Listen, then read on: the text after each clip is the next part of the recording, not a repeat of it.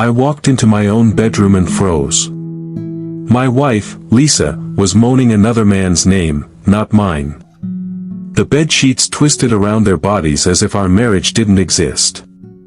For a second, I thought maybe I was dreaming. I'd just come off a long haul, 16 hours behind the wheel of my truck. But no, this was real. Her hair, her voice, her hands all over Eddie, the fry cook from her diner job. She didn't even notice me at first. I stood there, watching, recording with my phone. When Eddie finally saw me, his eyes went wide. He shoved her off and stammered, "Man, I swear." I cut him off. "Don't bother, the camera's already got the truth. My name is Daniel Miller. I'm 65 years old, and I've spent more hours behind the wheel of an 18-wheeler than I have sleeping in my own bed. For 20 years, the hum of the highway has been the soundtrack of my life. I know the feel of worn asphalt beneath the tires, the long stretches of road where your mind wanders, and the taste of burnt diner coffee at 3 in the morning. That's the life of a truck driver. You keep America moving, one load at a time. And in return, you give up a piece of yourself, birthdays, anniversaries, family dinners. I always told myself it was worth it because I was building a future for my family. Lisa, my wife, used to say she admired my dedication.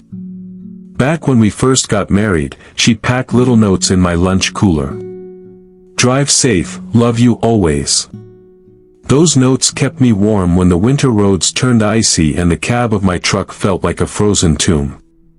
Before we continue, please subscribe to this channel and leave a comment where you are watching from. We built a life together. A modest house in the suburbs. A son, Tyler, who's 15 now. I'd pull into the driveway after a long run and he'd come running out, waving, shouting, "Dad's home." Lisa would be behind him, smiling, arms open, waiting for me to scoop them both into an embrace. For years, that was my reward. But somewhere along the way, the warmth faded. Lisa stopped writing notes. She stopped meeting me at the door. Instead, she was too busy with work or too tired after her shifts at the diner. At first, I brushed it off. People change. Life wears you down. But then, small things started piling up. Her phone, always face down on the table. Texts she wouldn't answer if I was in the room. Late nights with excuses about coworkers. I wanted to believe her. God knows I did. I'd tell myself, she's stressed, she needs space, don't push her. But deep down, a seed of doubt was taking root. The guys at the truck stops didn't help. Other drivers loved to swap stories, about cheaters, betrayals, wives who couldn't stand the long absences. They'd slap me on the back and joke, "Better keep an eye on that wife of yours, Danny. A woman alone too long gets restless." I'd laugh along, but inside, the words stung. Still, I pushed on. I drove harder, longer, determined to prove my worth by the miles I clocked and the paychecks I brought home. When Tyler needed braces, I took on double runs. When Lisa wanted a new kitchen, I spent weeks on the road, sleeping in rest stops so we could afford the remodel. Every sacrifice I made was for them. For her. For us. But love isn't just built on sacrifices. It's built on loyalty. And while I was hauling freight through snowstorms and desert heat, Lisa was slipping away, piece by piece, into the arms of another man. The signs were all there. I just didn't want to see them. Looking back now, I realized the woman I came home to wasn't the same woman I had married. Her laughter had become sharper, almost mocking. Her touch was colder, her smile rehearsed. Tyler noticed too. He'd ask me, "Dad, why does Mom always stay late at work?" I'd lie and tell him, "Because she works hard for us." I wanted him to believe in his mother, even when I was beginning not to. I guess every man has a breaking point. Mine came the night I walked into our bedroom and found my wife moaning another man's name. But to understand the fire that fueled my revenge, you have to understand the years I spent killing myself for this family, only to find out that while I was on the road, she was on her back with Eddie. That's when the husband in me died, and something colder took his place. Life on the road is like living in two different worlds. Out there, I'm Daniel the trucker, tough, reliable, a man people count on to deliver. At home, I'm Daniel the husband and father, who's supposed to be cherished, respected, maybe even missed. But as the months went on, I started to feel like I belonged to neither world. It began with small things. I'd call Lisa after a long day, and instead of warmth in her voice, there'd be irritation. "Lisa, I just wanted to hear your voice," I'd say. "Well, I'm busy right now, Daniel." "Can't this wait?" she'd snap. I'd hang up the phone staring at the empty cab of my truck, feeling like a fool for thinking my call mattered. Then there were the excuses. "We're short-staffed at the diner, I've got to stay late." Or, "I promised a coworker I'd cover their shift." Sometimes she wouldn't get home until midnight, slipping into bed without a word. I'd be half asleep, but I could smell the faint trace of cologne that wasn't mine. Tyler noticed too. He'd sit at the kitchen table, homework spread out, waiting for his mom to come home. "Dad, why does Mom always work so late now? She used to help me with math." I'd smile through the ache in my chest and say, "She's just tired, bud. You've got me." But even he could sense the distance growing between us all. I started looking closer. Her phone became her second skin, always in her hand, always locked. She'd laugh at texts and turn the screen away when I walked into the room. Once, when she was in the shower, I tried to check it, but she'd set a new password. That told me everything I needed to know. A wife with nothing to hide doesn't put a wall between herself and her husband. One night, after a long haul from Dallas to Denver, I came home early. I expected to find Lisa and Tyler watching TV. Instead, Tyler was alone, heating leftovers. "Where's Mom?" I asked. "She said she had a late shift again," he mumbled, eyes on his plate. I kissed his head and told him good night, but my mind was burning. Something wasn't adding up.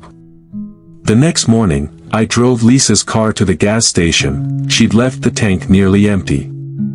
In the glove compartment, I found a crumpled receipt. A dinner for two. Steakhouse. A bottle of wine. At a place she swore she hated. The receipt was signed in her handwriting. The date matched one of her supposed late shifts. That's when the picture started coming together. Still, I didn't confront her. Not yet. A trucker learns patience on the road, mile after mile, you wait, you endure. I needed more than suspicion. I needed proof. But the hardest part wasn't the waiting. It was lying beside her at night, pretending I didn't feel the distance, pretending I couldn't smell the truth. It was hearing her say, "Be safe on the road," while knowing she was anything but safe for my heart. On my next run, the thoughts ate at me. Every mile marker was another reminder, she's lying. She's with him. "You're a fool, Daniel." I stopped at a rest area, gripping the steering wheel so hard my knuckles went white. A fellow driver, Rick, knocked on my window. "You good, man?" he asked. I forced a laugh. "Yeah. Just tired." But he saw through me. "You got the look of a man being cheated on. Seen it before. Don't ignore it. Find the truth." Those words stuck with me for the rest of the trip. By the time I got back home, I knew I had to stop pretending. I couldn't just be the truck driver who delivered freight and swallowed his doubts. I had to be the husband who uncovered the lies. And so, I began watching. Waiting. Recording. Because one way or another, I was going to catch Lisa in the act. The road home felt longer than usual. 16 hours behind the wheel, hauling freight across 3 states, and the only thing that kept me going was the thought of my own bed and Lisa's smile when I walked through the door. I remember rehearsing in my head how I'd surprise her. Maybe I'd sneak into the kitchen, wrap my arms around her waist, kiss her neck the way I used to when we were young. I even thought about stopping for flowers, but exhaustion won. I just wanted home. When I pulled into the driveway, the house was quiet. Tyler was at his friend's for the night, so it should have just been Lisa inside. My boots hit the porch heavy, my keys jingled louder than usual, but still, no sound from her. No, welcome home, honey. No footsteps rushing down the hall. Something felt off. I pushed the door open, set my bag down, and headed toward the bedroom. That's when I heard it. A sound that didn't belong in my home. Her voice. Breathy. Shaky. And then, a man's voice answering back. I froze in the hallway, my stomach twisting. My first thought was that I was hallucinating from the drive, maybe hearing the TV. But no, the rhythm, the words, the gasps, they were real. Too real. I crept closer, each step heavier than the last, until I reached the bedroom door. It was cracked open just enough for me to see inside. Lisa was there. My wife. My partner of 17 years. And she wasn't alone. She was tangled in the sheets with Eddie, the fry cook from her diner job, their bodies moving together like I didn't exist. Her hands clawed at his back, her voice spilling out words that cut me deeper than any blade. Eddie, oh God, Eddie. I wanted to believe it wasn't real, that maybe I was still somewhere on I-40, nodding off at the wheel. But no. Every detail was clear, the way her hair stuck to her forehead with sweat, the way Eddie whispered, "You're mine, baby. All mine." And the worst part? She pulled him closer. She wanted him. I felt something inside me crack. But instead of bursting in rage, I pulled out my phone, hit record, and captured it all. That was the moment Eddie finally noticed me standing there. He froze, his face draining of color. Man, I swear. I cut him off cold. Don't bother. The camera's already got the truth. Lisa's eyes went wide. She scrambled for the blanket, clutching it to her chest like it could hide the betrayal I'd already seen. Daniel. Please. But I didn't give her the satisfaction of a fight. When I walked out of that bedroom, video still recording on my phone, I swear the night air felt colder than I'd ever known. I didn't slam the door. I didn't curse or shout. I just left, calm on the outside, but inside I was unraveling. I got in my truck and drove with no destination. The hum of the engine was the only sound holding me together. My hands were trembling on the wheel, my vision blurred with rage and disbelief. I pulled over at a truck stop 20 miles out, killed the engine, and sat in silence. I replayed the video. Her laughter. His voice. The way she touched him, like I hadn't been the man who built her life for 17 years. Each frame felt like a knife turning deeper into my chest. My wife. My Lisa. And Eddie, a man I'd seen a dozen times at the diner, a man I'd tipped generously because I thought he was just some small-town fry cook. I leaned back in the seat, staring at the cracked ceiling of the cab. Every memory of sacrifice came flooding back, the long nights on icy highways, the birthday parties I missed, the anniversaries I called in from payphones. I did it all for them. For her. For Tyler. And what was I repaid with? Betrayal under my own roof. For hours I sat there, fighting myself. Part of me wanted to storm back into that house, drag Eddie out by his throat, and end it right there. But another part of me, the colder, sharper part, told me that wasn't enough. No, if I let my fists speak, it'd be over too quickly. They'd get to call it a mistake, a one-time thing. I couldn't let that happen. I needed to burn their lies to the ground. So I saved the video. I backed it up to the cloud. And then I began thinking like a trucker, planning the route, the stops, the timing. Revenge is like a haul, you don't just drive blind.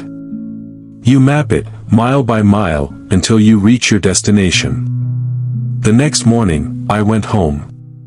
Lisa was in the kitchen, hair tied up, acting like nothing had happened. "Hey, honey," she said casually, as if she hadn't been moaning Eddie's name just hours earlier. "Want some breakfast?" I looked at her, studying her face. The same face I'd kissed 1,000 times. But now, all I saw was a mask. "No," I said flatly, grabbing a mug of coffee. "I'm heading out again soon." Her eyes flickered. For a moment, I thought she suspected something, but she just shrugged. "You work too much," she muttered. I nearly laughed. I work too much. That's what gave her the space to spread her legs for another man. I kept my calm. I didn't let her see the fire inside me. If revenge was going to work, I had to play the part of the clueless husband. That day, I started gathering evidence. I checked her car mileage, receipts, credit card statements. The puzzle pieces fell into place quickly: dinners, motels, even a spa weekend she swore was a girls' trip. All with Eddie. All while I was hauling freight through rain and snow. At night, I sat in my truck with my laptop, cataloging everything. Photos, receipts, messages, and the video that started it all. Each file was another nail in the coffin of her lies. But it wasn't enough to know. I wanted her to feel it. I wanted her parents to see the daughter they raised. I wanted the whole town to know what Eddie really was. That's when the idea hit me: I wouldn't just confront her. I'd expose her. I thought back to all the sacrifices I'd made, and I realized something: I wasn't going to lose everything because of her betrayal. No, she was. And that's when I stopped being the broken husband and became something else entirely: a man plotting revenge. Revenge isn't something you rush. That's what I told myself as I sat in the cab of my truck, the glow of my laptop screen illuminating the darkness. If I blew up too soon, they'd call it a mistake, maybe even blame me for driving her away. But if I played it smart, if I built my case brick by brick, then when the walls came down, there'd be no doubt who the guilty ones were. I thought about my routes, my schedules, the long hauls that had kept me away. Lisa and Eddie had used those gaps like free passes, slipping into each other's arms while I broke my back on the road. Fine. I'd use that same patience against them. The first step was evidence. Solid, undeniable, airtight. The video was my ace card, but I knew people could say videos get doctored. That's why I doubled down. I set up a hidden dash cam in Lisa's car one morning while she was in the shower, rigging it to record when the ignition turned. I installed a cheap GPS tracker under her bumper, synced straight to my phone. I even planted a tiny mic in her purse. A trucker buddy of mine owed me a favor and had the gear. And sure enough, within days, I had more than I ever wanted to see. Eddie's greasy grin as he slid into her passenger seat. Lisa's voice giggling like a teenager sneaking out for the first time. Their whispered conversations in the car. Your husband's too dumb to notice. Don't worry, baby. He's always on the road. We've got all the time in the world.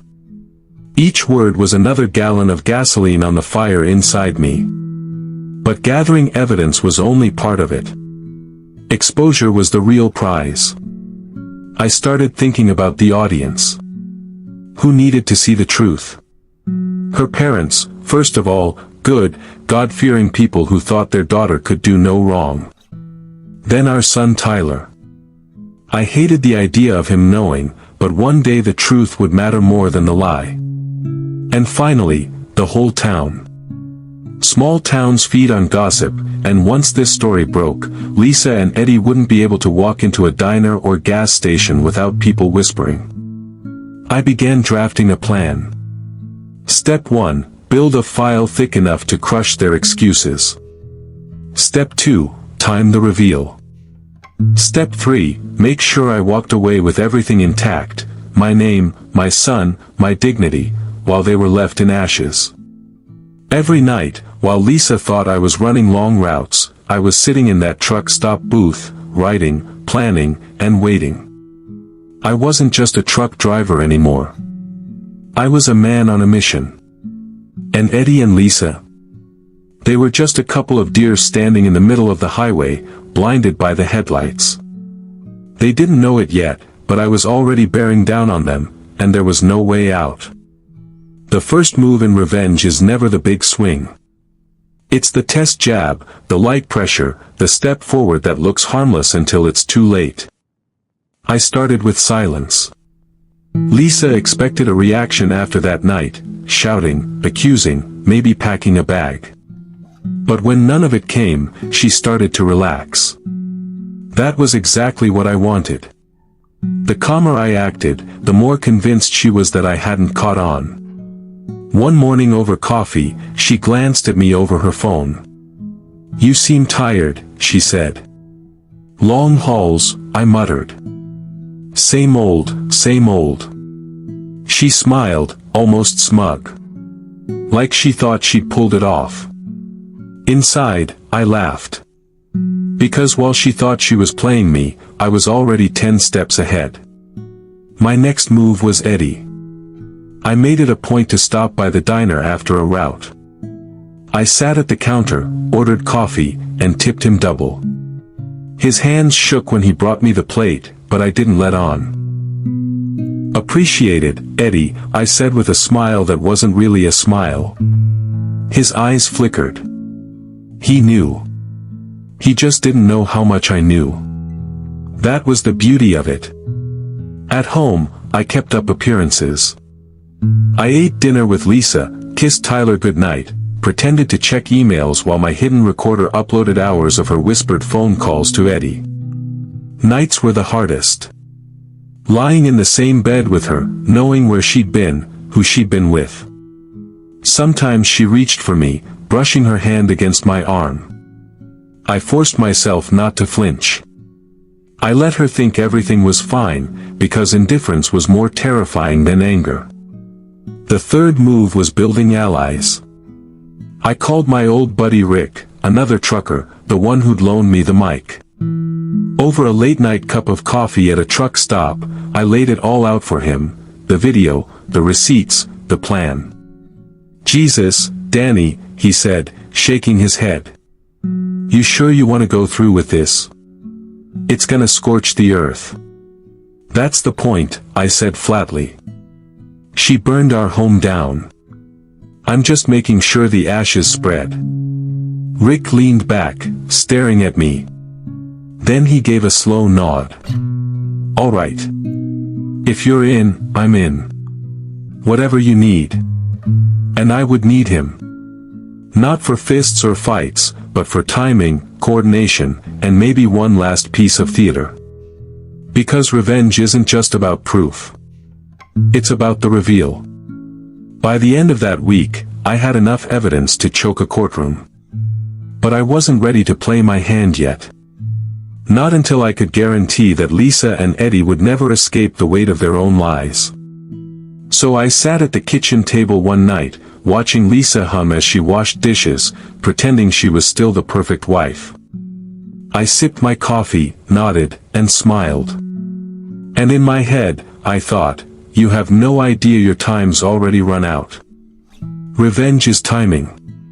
Too soon, and it fizzles. Too late, and the rage eats you alive. I knew I had to strike when the stage was full, when the people Lisa cared about most would be there to watch her mask crack and fall. The opportunity came quicker than I expected. Her parents were celebrating their 40th wedding anniversary. A big party, catered food, family flying in from out of state, neighbors invited. Lisa was over the moon about it.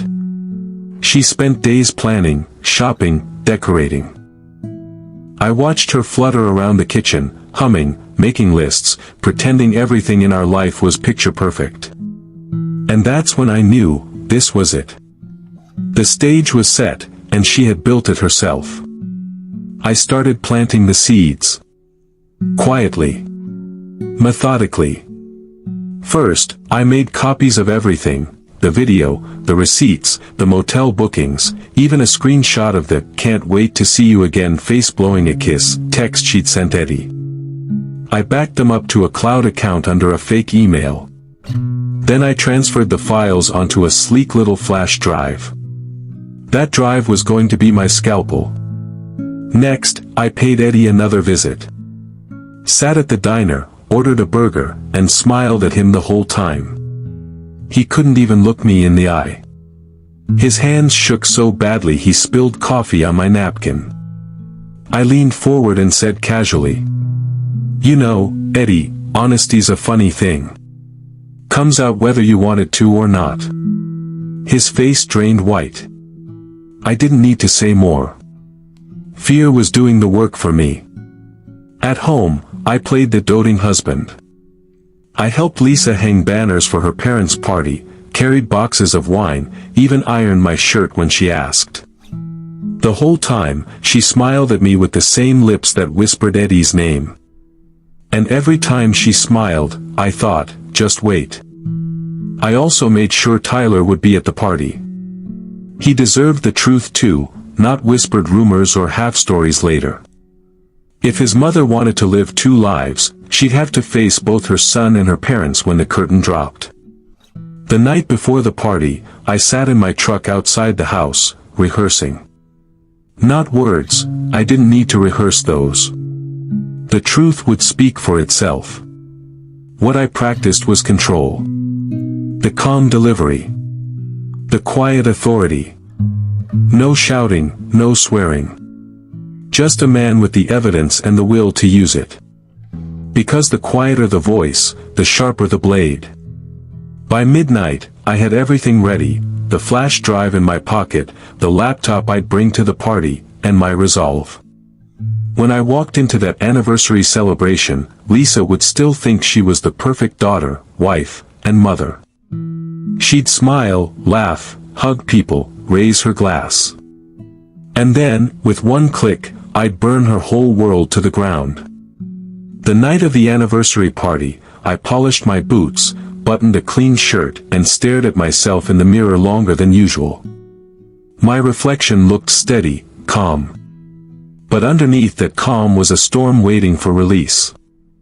When I walked into the banquet hall, Lisa was already in her element, laughing, hugging relatives, making toasts with her parents.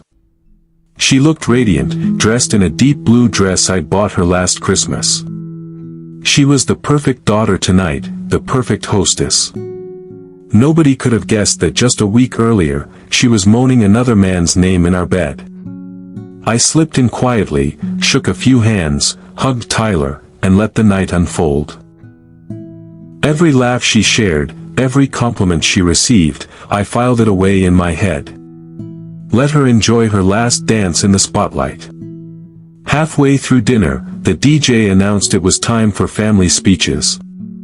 Her parents gave heartfelt words about love, loyalty, and the endurance of marriage.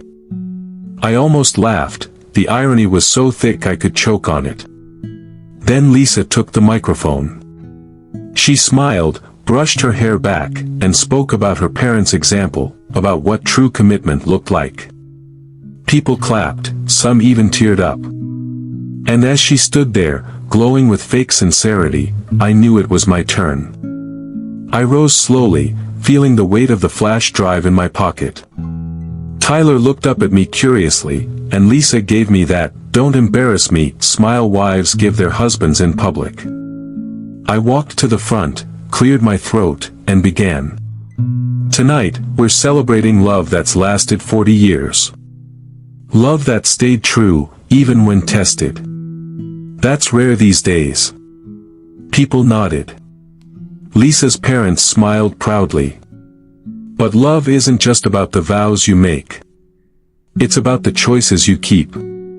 And sometimes people break those vows in ways you can't imagine.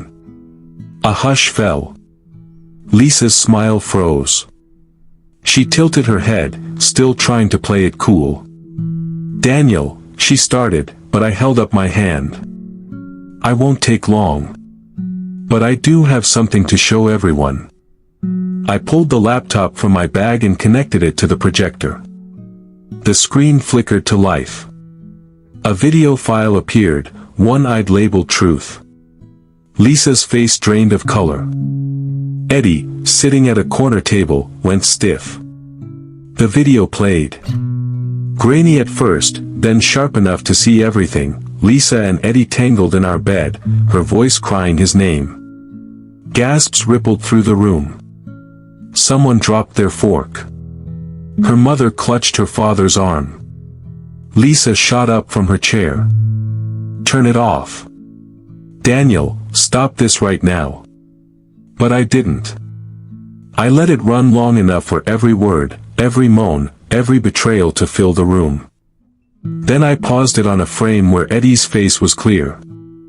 "This," I said evenly, my voice cutting through the silence, "is what my wife has been doing while I was out working 16-hour shifts to provide for this family." All eyes turned on Lisa. She stammered, her hands shaking. It's not what it looks like. Please, Her father's face was red with rage. Her mother looked like she might collapse. Tyler stared at his mother in disbelief, his young face twisting in pain. Eddie bolted from his chair, muttering, "I can't, this is," and made for the door. No one stopped him. I closed the laptop and slipped the flash drive back into my pocket. The silence was deafening. Then I spoke one last time. I gave 17 years of my life to Lisa. I gave her trust, loyalty, and sacrifice. And this is how she repaid me. I won't be her fool any longer. Tonight, I'm done being the husband she betrayed. From this point on, I'm just the man who told the truth. And with that, I set the microphone down and walked out of the hall.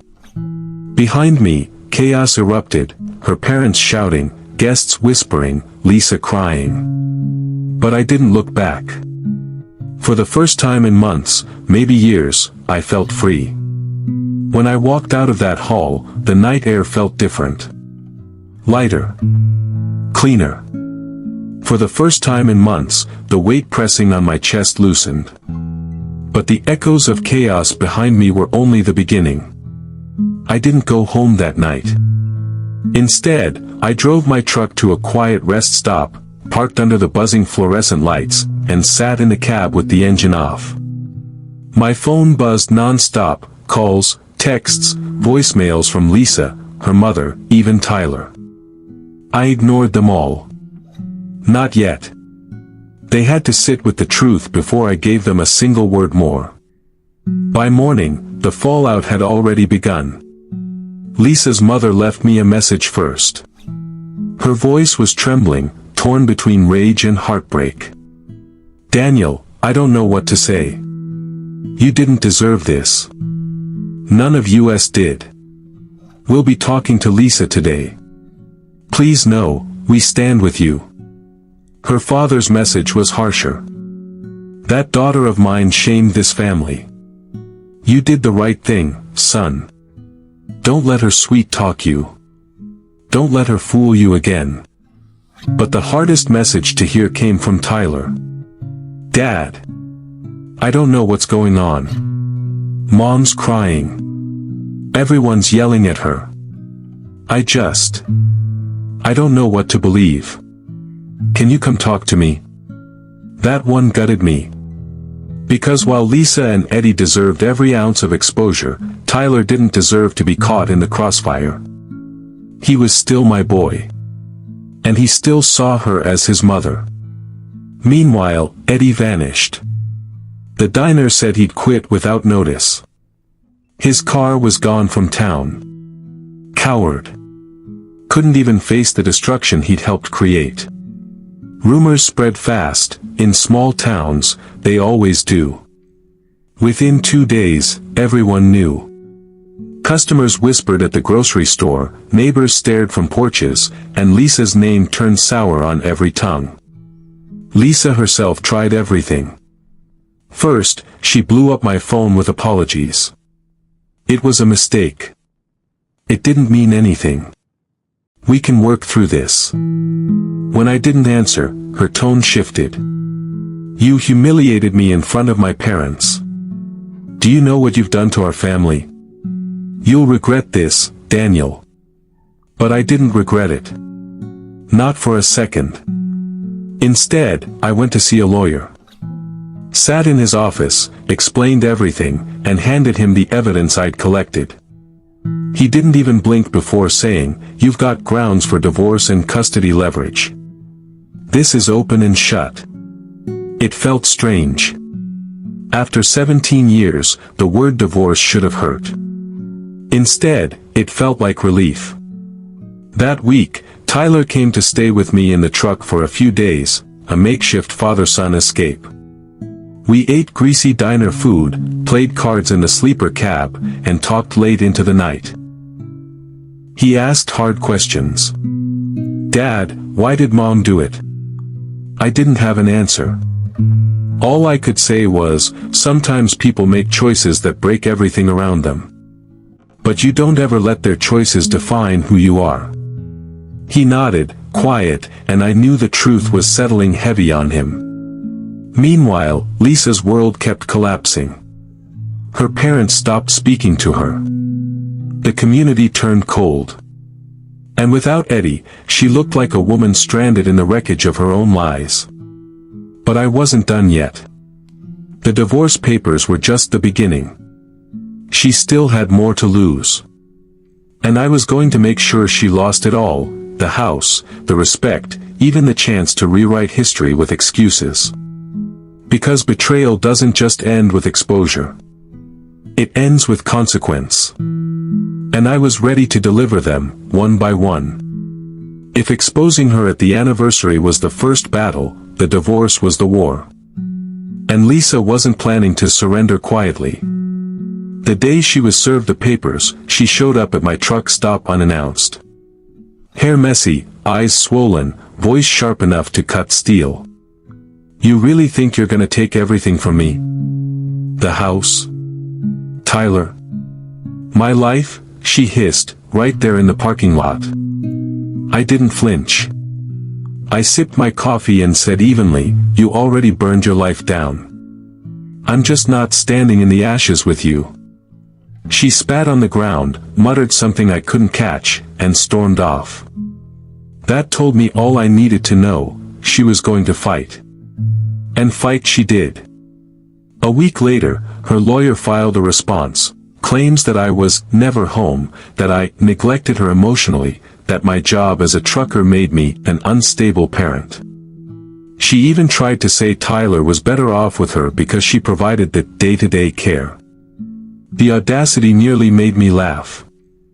The same woman who sneaked off to motels with Eddie while I hauled freight for her comfort was now painting herself as the loyal wife and mother. But I came prepared.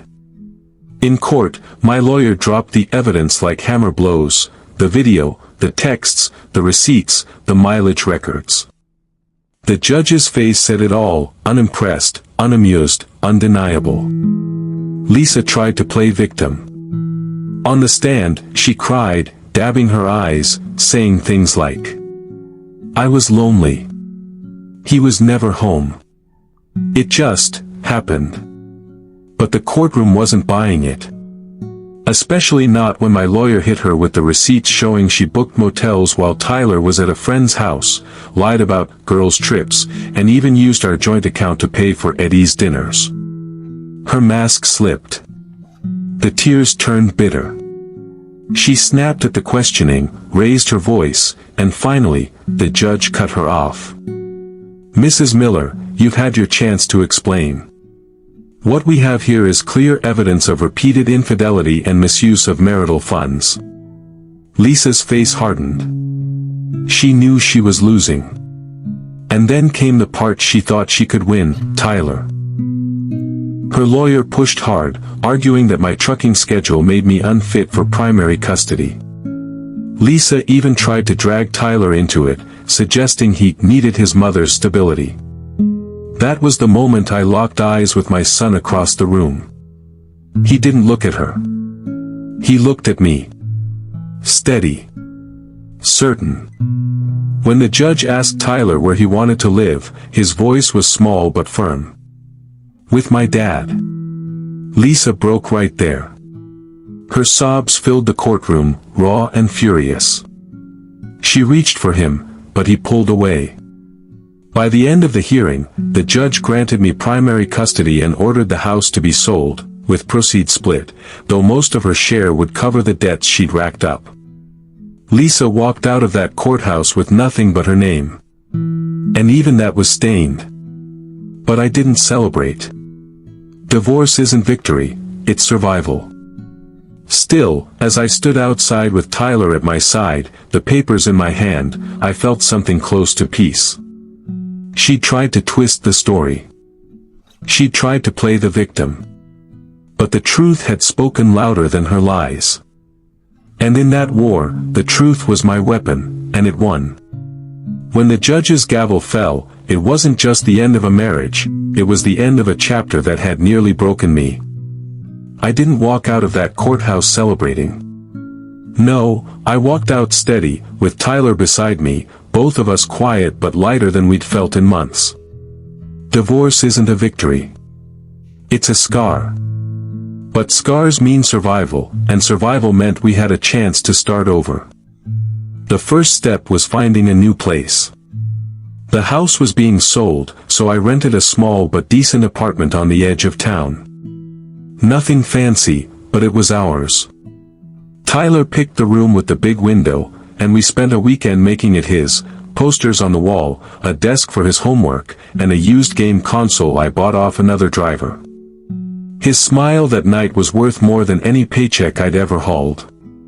Life became simple again. We ate dinners together, sometimes at home, sometimes at diners along my routes.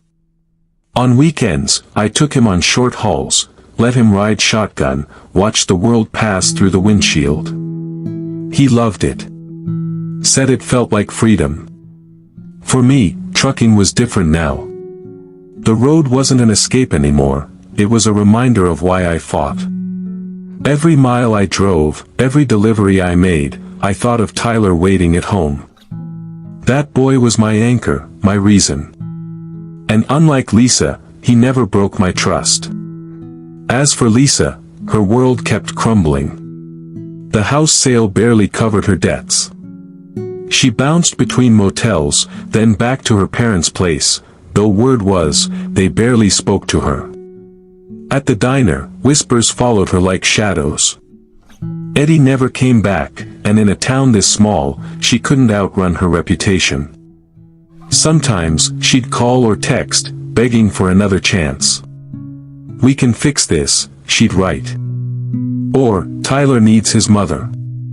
But I knew the truth, she wasn't reaching out because she loved us. She was reaching out because she had nothing left. And I wasn't about to throw her a lifeline. Instead, I focused on the future. Tyler wanted to join a baseball league, so I rearranged my routes to be home for his games. I reconnected with old friends I'd neglected during my marriage. Even started going to church again, not for God's forgiveness, but for my own peace. The road ahead wasn't easy. Trust doesn't come back overnight. I still woke some nights hearing her voice, still felt the sting of betrayal when I passed the diner. But every day, it hurt less. Every day, the wound closed a little more. And one evening, sitting on the balcony with Tyler, watching the sun dip behind the horizon, he turned to me and said, "Dad, I'm glad it's just us now. You're stronger than she thought." Those words hit harder than any betrayal ever could. For the first time in years, I didn't feel like a broken husband. I felt like a man rebuilding. And this time, I wasn't building for her. I was building for us. The thing about betrayal is this: the betrayer always thinks they'll land on their feet. Lisa thought she'd cry, lie, twist, and maybe, just maybe, I'd take her back. Or Eddie would step up. Or her parents would cover for her. But none of that happened. Months passed after the divorce, and her mask finally shattered. Eddie never came back to town. Last I heard, he packed up and skipped to another state. Didn't leave her a note, didn't answer her calls, nothing. Just gone. She'd gambled on a man who treated her like a secret, and when the secret spilled, he vanished like smoke. Her parents, well, they cut her off.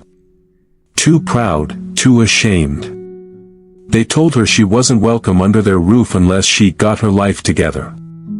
But how do you piece a life back together when everyone knows you tore it apart yourself? The diner? She didn't last there either. Whispers followed her every shift. Customers refused to sit in her section. Even the cook staff looked at her with pity or disgust. Eventually, the manager told her it'd be best if she found other work. That was the polite way of saying, "You're poison to business." I'd see her sometimes, around town. Hair unkempt, clothes wrinkled, eyes hollow. She wasn't the polished woman who once hosted family dinners or wore that blue dress at her parents' anniversary. She was a ghost in daylight, drifting from errand to errand, shoulders hunched as though carrying the weight of every stare. Tyler noticed too. The first few visits with her after the divorce were awkward, stiff conversations, forced smiles. Then one day, he came home early from her place and just said, "Dad, I don't think Mom knows how to be a mom anymore." I didn't argue. I just hugged him. Meanwhile, Lisa's desperation grew. She started calling me late at night. Sometimes angry, sometimes sobbing. "You ruined me, Daniel. Do you even care what people say about me?" Other times, "Can't we just pretend it never happened? Start fresh." But there's no starting fresh when the foundation is rotted. The lowest point came 6 months after the divorce. I was fueling up at a truck stop when I saw her, slumped against her car, engine hood popped, a cigarette dangling from her lips. She looked older, worn down by years instead of months. When she spotted me, she rushed over, her voice trembling. "Daniel, please. Just talk to me. I can't do this alone. You've got Tyler, you've got work, you've got your life. What do I have?" For the first time, I saw it in her eyes, the realization. The recognition that her affair hadn't just cost her a marriage. It had cost her everything: respect, family, stability. And though part of me pitied her, another part stayed cold. "You have the consequences of your choices," I said quietly, before turning back to my truck. She cried then, raw and loud in that parking lot. But I didn't stay. Because pity doesn't rebuild trust. And forgiveness doesn't erase betrayal. As I pulled onto the highway, I realized something: Lisa's collapse wasn't my revenge anymore. It was her own doing. All I had to do was survive. And I had. The strangest thing about surviving betrayal is the silence that follows. At first, that silence was heavy. I'd sit at the kitchen table, the hum of the refrigerator filling the air, and feel the weight of everything I'd lost. A wife. A family. The life I thought I'd built. But slowly, that silence became something else. Peace. Tyler started spending more weekends at my place. We built routines together: Sunday pancakes, Friday movie nights, long walks with the dog we rescued from the shelter. At first, he was quiet, like he wasn't sure if laughter was allowed anymore.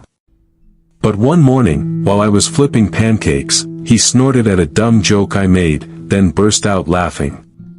The sound filled the room, bright and unrestrained, and I realized I hadn't heard it in months. It was like breathing again. I poured myself into work too. Long-haul trucking had always been grueling, but it gave me purpose. Miles on the road, radio humming, landscapes changing, it cleared my head. I even took a few night classes on logistics management, something I'd put off for years. For once, my life wasn't just about survival. It was about building. The biggest shift, though, was internal. I stopped asking, why me, and started asking, what now? That question drove me to the gym in the mornings, to the library at nights, to conversations with people I never would have opened up to before. Pain had stripped me raw, but it also forced me to grow in directions I'd never imagined. One evening, after Tyler had fallen asleep on the couch with popcorn still on his shirt, I sat back and realized something simple but profound. Lisa's betrayal had broken the life I thought I needed. But in that wreckage, I'd found something more real. Freedom. Strength. A bond with my son that no affair, no scandal, no heartbreak could ever destroy. For the first time in a long time, I looked at the future and didn't see emptiness. I saw possibility. And that's when I understood, true revenge isn't watching your betrayer collapse. True revenge is thriving in spite of them. Spring rolled in like a quiet promise. The snow melted off the highways, and the world felt alive again. I noticed it one morning when Tyler and I were tossing a football in the yard. The sun was warm, the air smelled like cut grass, and for the first time in years, I felt light. That's when I realized I wasn't just surviving anymore. I was living. It wasn't just about routine, it was about rediscovery. I started trying new things, little stuff at first. Cooking dishes I'd only ever ordered at diners. Fixing up an old motorcycle that had been collecting dust in the garage. Even joining a local community group for truckers, where we swapped road stories and talked about life beyond the wheel. That's where I met her. Her name was Claire. She wasn't flashy or loud, nothing like Lisa. She worked at a logistics firm, sharp-witted, steady, with a smile that carried warmth instead of performance. The first time we talked, it wasn't about love, or attraction, or anything heavy. It was about routes, fuel prices, and how truckers always get the worst diner coffee. Simple. Easy. Honest. We became friends. No pressure. No games. She respected my pace, my space, and most importantly, my devotion to Tyler. And Tyler? He liked her. That alone said more than anything else could. One Saturday, after a long hike with the three of us, Tyler pulled me aside. "Dad," he said, brushing sweat from his forehead, "I like her. She makes you laugh again." That hit me deep. Because he was right. Somewhere between the bitterness of betrayal and the quiet grind of rebuilding, I'd forgotten what laughter felt like when it wasn't forced. Claire brought that back. But here's the thing, I didn't jump into another relationship like a drowning man grabbing a lifeline. I'd learned too much to make that mistake. If anything, I realized that happiness wasn't about someone else completing me. It was about me finally being whole again, with or without a partner. Still, the door was open. And that openness, that willingness to let life surprise me again, felt like the greatest victory of all. Lisa and Eddie. By then, they were old news. Their scandal was still the talk of the town, but it no longer owned me. I didn't check their socials. I didn't care who they were with or what they were doing. My story wasn't about them anymore. It was about me. About Tyler. About the future we were carving out, one day at a time. And in that realization came the truest form of revenge, indifference. Because the opposite of love isn't hate. It's nothing at all. And finally, I felt nothing for Lisa. Nothing but freedom. It happened on an ordinary Tuesday. I was at the gas station, topping off my truck before a long haul. The air smelled like diesel and dust, the kind of smell that clings to your clothes. That's when I heard a voice I hadn't expected to hear again. Daniel. I turned, and there she was. Lisa. Time hadn't been kind. Her hair was thinner, her skin pale, and her eyes carried the weight of someone who hadn't slept in weeks. The spark she once carried, the one she used to weaponize, was gone. She looked like a ghost wearing my wife's face. "Can we talk?" she asked, her voice trembling. I wanted to laugh at the irony. Years ago, I begged her to talk, to share, to be honest. And now, when everything was ashes, she wanted words. Still, I nodded. Not for her sake, but for mine. Closure isn't always about forgiveness. Sometimes it's about hearing the final note so the song can end. We sat on a bench outside. She fumbled with her hands, eyes darting anywhere but me. "Eddie's gone," she blurted finally. "He left town. I don't even know where. People don't look at me the same anymore. My parents barely speak to me. Tyler won't return my calls. I've lost everything." I stayed silent, letting her drown in her own words. "I made a mistake, Daniel," she continued, voice breaking. "The biggest mistake of my life. I thought I wanted more, but all I ever needed was you. I was stupid. Please tell me it's not too late."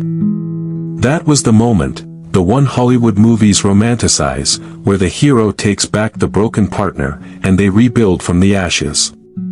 But this wasn't a movie. This was real life. I looked her dead in the eye and said, "It is too late." Her lips trembled. She reached for my hand, but I pulled it back. "You burned it all down, Lisa.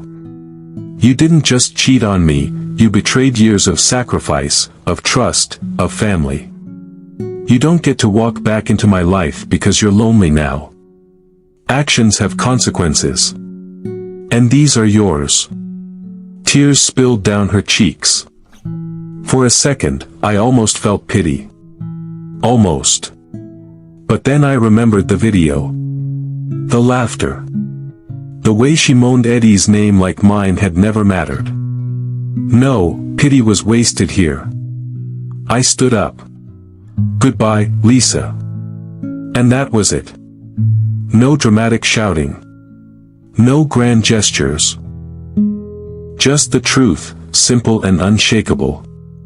As I walked back to my truck, I felt lighter than I ever had before. When I climbed into the cab, Tyler called. "Dad, you on your way?" His voice was bright, alive. My future. My real reason. "Yeah, kiddo," I said, smiling. "I'm on my way." I hung up, started the engine, and pulled onto the open road. The highway stretched before me, endless, unwritten, full of possibility. Lisa was in the rearview now, shrinking smaller and smaller until she was nothing at all. And for the first time since that night in my bedroom, I wasn't thinking about betrayal. I was thinking about tomorrow. Because revenge had done its job. And now, it was time to live. If you enjoyed this story, please subscribe to this channel and drop in the comments where you are watching from.